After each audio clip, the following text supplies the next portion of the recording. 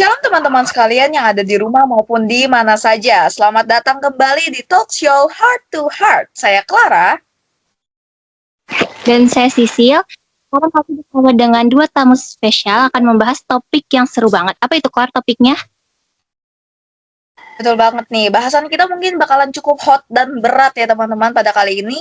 Karena topik yang akan kita bahas adalah tentang teodisi.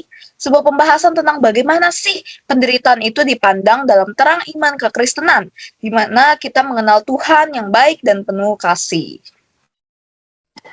Nah, di luar sana itu banyak banget yang menolak gagasan itu. Karena mereka menganggap kalau misalnya Tuhan itu ada, kenapa di dunia ini masih banyak penderitaan. Apalagi kalau misalnya peristiwa-peristiwa yang memakan banyak korban jiwa. Benar banget. Pandangan seperti itu ya mungkin cukup sering kita dengar ya, apalagi sekarang-sekarang ini. Banyak orang yang masih bertanya-tanya, bahkan berakhir meninggalkan kekristenan karena kekecewaan yang mereka alami gitu. Nah, hari ini kita bakal mendiskusikannya dan sebisa mungkin menjawabnya bersama gitu. Oke, langsung aja kita ke pertanyaan pertama.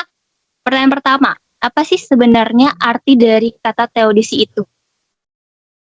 Oke, jadi teodisi itu berasal dari kata theos yang berarti Tuhan dan dike yang berarti keadilan, yang berupaya dalam tanda kutip membenarkan Tuhan dengan menjelaskan mengapa Tuhan yang maha baik dan maha kuasa mengizinkan adanya kejahatan dan penderitaan di dunia ini.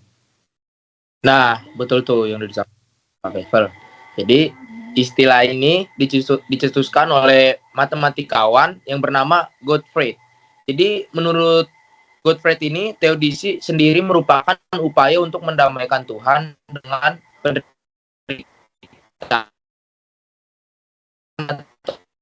Untuk menunjukkan alasan mengapa Tuhan mengizinkan penderitaan itu terjadi. Terkhususnya dikarenakan manusia tidak akan menghargai kehendak bebas ketika Tuhan selalu mencegah manusia mencapai segalanya.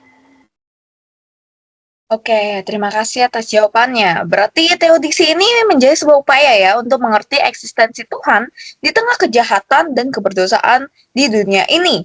Nah, selanjutnya nih, ada salah satu pendengar kami yang penasaran dan bertanya, kenapa isu tentang penderitaan dan kejahatan ini sering bikin orang meragukan Tuhan? Apakah memang karena natur keberdosaan manusia atau gimana nih? Boleh dijawab? Oke, jadi masih banyak orang yang ngerasa kalau Tuhan benar-benar memiliki kasih, seharusnya ia melarang kejahatan atau menghentikan penderitaan itu sendiri. Nah, inilah yang disebut sebagai pandangan anti-teodisi, yang dimana anti-teodisi itu sendiri menolak ide bahwa penderitaan adalah bagian dari rencana Tuhan. Namun, pernyataan anti-teodisi itu justru menunjukkan pergumulan emosional belaka yang manusia tidak dapat atasi sehingga menyalahkan Tuhan. Bahkan menganggap Tuhan itu tidak ada. Padahal penderitaan tersebut adalah bentuk pengujian Tuhan kepada manusia untuk memperkuat iman mereka. Ya, bahkan ada yang akhirnya meninggalkan iman karena hal ini.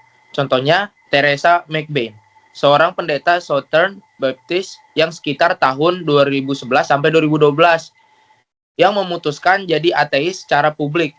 Jadi dia itu merasa sulit menerima Alkitab sekaligus kenyataan penderitaan yang dialami orang-orang tak bersalah. Jadi jelas, penderitaan sering membuat orang ragu akan keberadaan dan kebaikan Tuhan. Padahal benar poin dari Feivel yang menyatakan bahwa kekecewaan itu hanya akibat pergumulan emosional manusia saja. Baik, jadi terima kasih untuk jawabannya. Kita lanjut ke pertanyaan berikutnya. Kalau misalnya dari sisi orang percaya, kenapa sih kita itu tetap yakin kalau misalnya penderitaan yang kita alami itu tidak bertentangan dengan kebaikan Tuhan? Gimana itu? Oke, jadi karena kita sebagai orang percaya, yakin itu buat menguji iman kita sebagai manusia supaya kita jadi lebih teguh. Seperti yang udah saya mention sebelumnya. Lagi pula, sejak awal kita bisa lihat di Kejadian 2 ayat 16-17, yang dimana manusia diciptakan segambar dan serupa dengan Allah, lalu diberikan free will atau kehendak bebas. Jadi, penderitaan bukan berasal dari Tuhan, melainkan konsekuensi ketika manusia salah menggunakan kebebasannya. Nah, betul banget tuh.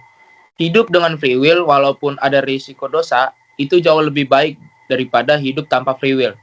Kalau nggak ada free will, kita hanya akan jadi robot, nggak punya perasaan pribadi atau kemampuan untuk mengasihi sungguh-sungguh. Karena itu, kita percaya bahwa penderitaan bukan bukti Tuhan jahat, tapi sarana untuk bertumbuh jadi pribadi yang lebih dewasa dalam iman. Oke, kita lanjut ke pertanyaan yang keempat. Bagaimana sih penderitaan itu justru bisa membentuk karakter seseorang menjadi lebih baik berarti? Karena mungkin banyak nih orang yang mikir, apa sih sebenarnya yang bisa diambil gitu dari kejadian-kejadian buruk, seperti kematian mungkin, atau yang lain-lainnya gitu. Oke, kita bisa lihat bahwa segala sesuatu dari sudut pandang positif. Bahwa segala sesuatu berasal dari Tuhan dan kembali untuk Tuhan itu sendiri. Seperti di kisah Ayub pada Ayub 42 ayat 10. Walaupun ia kehilangan segalanya, harta, keluarga, maupun kesehatannya sendiri, ia tetap setia dan akhirnya Tuhan memulihkan hidupnya 2 kali lipat. Jadi, penderitaan bisa membentuk karakter yang rendah hati, sabar, dan tahan uji, sambil makin bergantung kepada Tuhan. Nah, kita juga bisa lihat nih dari kisah Yusuf dalam Kejadian 50 ayat 20. Di mana meskipun saudara-saudaranya berbuat jahat kepadanya, difitnah oleh istri Potifar dan lainnya, tapi Allah justru meninggikannya di akhir untuk kebaikan, bahkan menyelamatkan satu bangsa. Artinya, penderitaan bisa dipakai Tuhan untuk tujuan yang jauh lebih indah. Oke, sekarang kita masuk ke pertanyaan terakhir ya. Pertanyaan terakhir, oke. Apa sih pelajaran yang bisa kita tarik untuk kehidupan sehari-hari dari semua pembahasan kita dari awal sampai sekarang? Jadi, meski kita menghadapi banyak masalah maupun penderitaan dalam hidup kita sehari-hari, kita tetap harus berpegang teguh akan iman kita kepada Tuhan, bahwa itu semua untuk Tuhan dan untuk membentuk diri dan karakter kita menjadi lebih baik. Jangan justru kita terus bertanya kenapa Tuhan mengizinkan hal ini terjadi, tapi sebaliknya, apa yang Tuhan mau ajarkan lewat hal ini.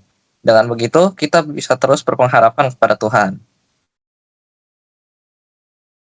Nah, kalau dari saya ya, kita itu bisa lihat dari Yesaya 45 ayat 7 yang mengatakan Tuhan berdaulat atas terang dan gelap, kesejahteraan dan malapetaka. Artinya, Tuhan tetap pegang kendali. Dan juga pada Yohanes 3 ayat 16, jadi menegaskan Tuhan yang memberi anak-anaknya untuk menebus manusia. Jadi meski ada penderitaan, kita bisa yakin Tuhan tetap peduli.